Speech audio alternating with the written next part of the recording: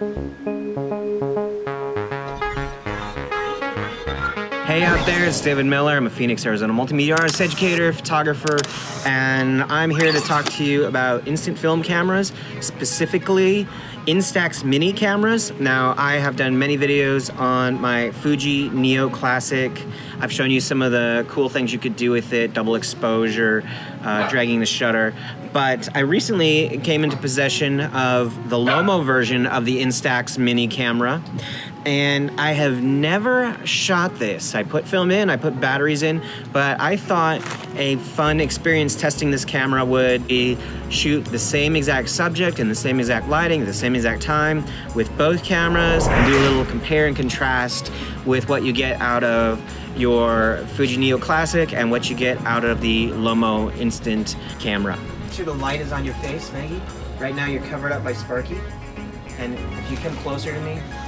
So upon initial comparison between these photos, you can see that the Neo Classic gets you a lot closer and a lot sharper when you're standing from the same position. Now that's not a complete knock against the Lomo Instant Wide, but it is important to know if you're used to shooting with a Fuji Neo Classic that you're gonna have to radically change your positioning.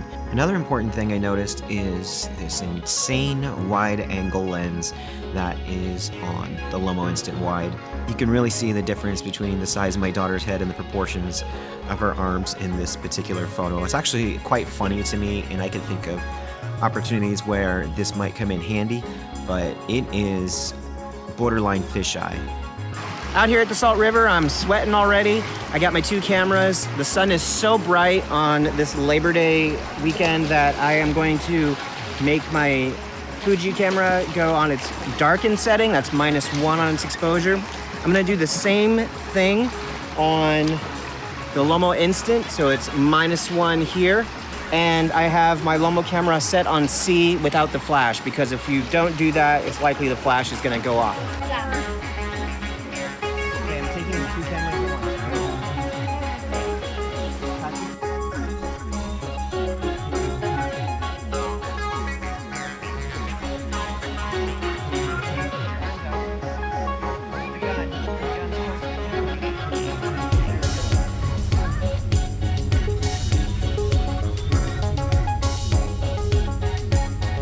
Now on the focus range, you have 1 meter to infinity, and you have 0.4 meters to 0.9 meters.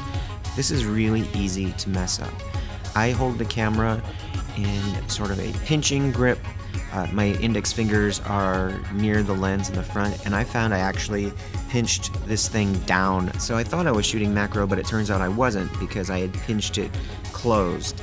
The controls are all over this camera. They're not centrally located. Like on the Neo Classic, I have controls on the top, on the bottom, on the sides. I have my multiple exposure and my focusing on one end. I have my shutter and my exposure dial over here. And I have my on-off switch and my bulb setting on the bottom of the lens. I am completely mystified as to why Lomo designed this camera this way. The Lomo Instant Wide camera I have has controls generally centrally located. It makes this one kind of puzzle to figure out. But I will say, after a couple weeks of owning it and taking it out on its own at the Phoenix Children's Museum, I've grown to like it. As soon as I buy more accessories, I'm sure I'm going to see the opportunities open up. Because the great thing about these Lomo cameras is that you have infinite exposures as opposed to the single double exposure option you have on the Neo Classic, and it can be customizable with a variety of lenses. But still, it opens up your creativity in a different direction if you were looking for one. I've had my Neo Classic for maybe 4 or 5 years now, and I am actually starting to feel a little stifled by what I can do with it, and I want to be surprised with my photography.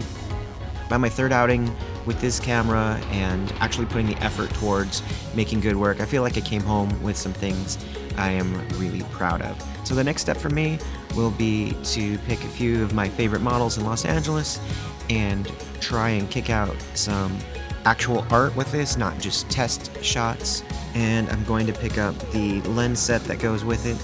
Definitely a vastly different camera than the Neo Classic. If you're somebody who is much more of a perfectionist and you're more interested in clarity and proper exposure, by all means, the Fuji Neo Classic is still my favorite instant film camera, but I don't think anyone should discount the weirdness and the fun that one gets from the Lomo brand of instant film cameras.